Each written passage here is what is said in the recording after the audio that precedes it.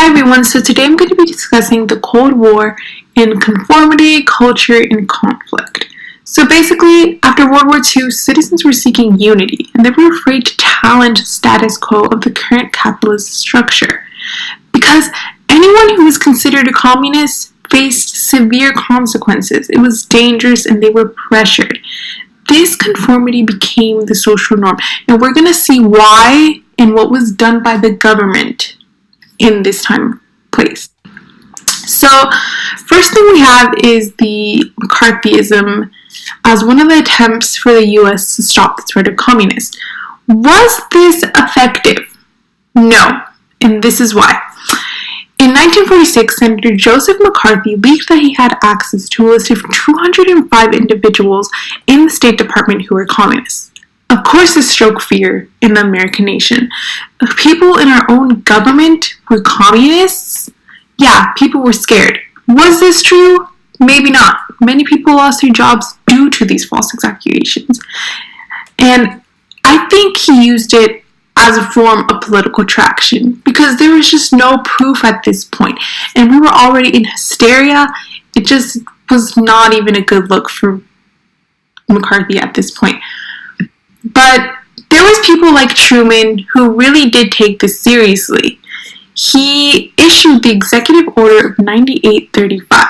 Now, the growing fear of communism did have these other consequences.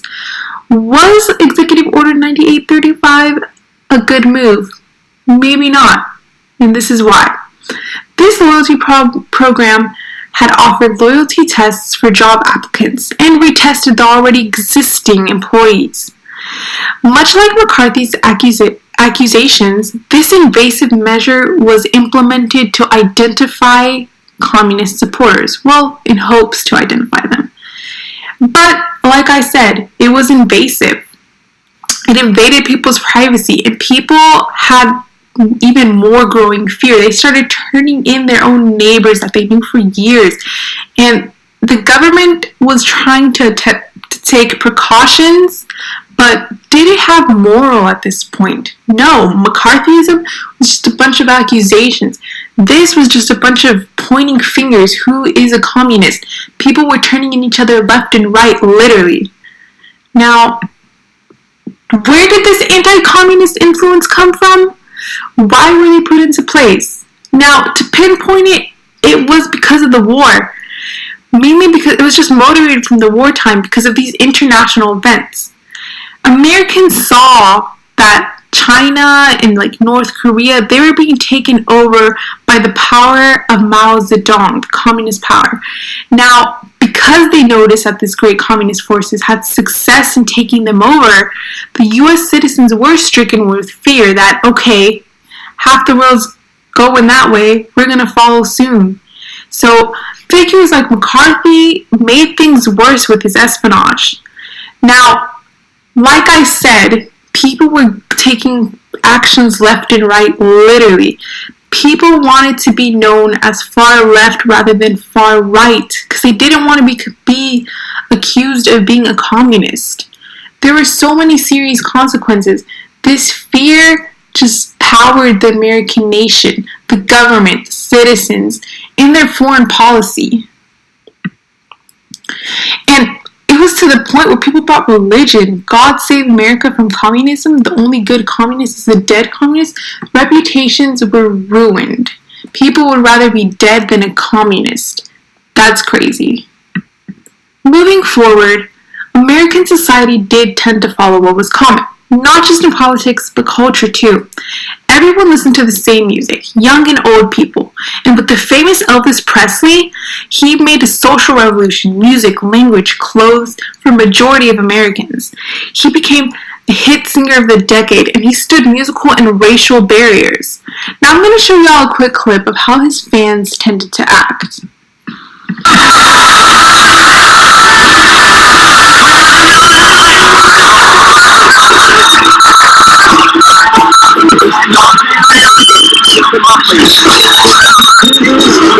They went crazy, right? But not everyone liked Elvis. Some people accused him for appropriating the genre of rock and roll and so forth, saying that he stole from African Americans. He was a copycat. But in an interview, Elvis admitted that he couldn't compare to such musicians like Fat Domino and that he didn't even create rock and roll. It was just the effect of the Elvis phenomenon. He had an impact on the youth and the elder too. But not everyone did like Elvis, not just in a racial stance, but in the counterculture with the Beat Generation. Though the Elvis phenomenon influenced culture greatly, not everyone conformed to these views, and they became known as the Beatniks.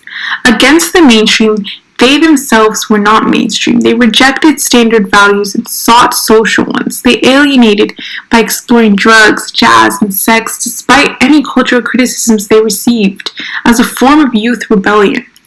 This radical enlightenment fed from the existing paranoia in the U.S. They weren't happy with the status quo, and they wanted to do something about it.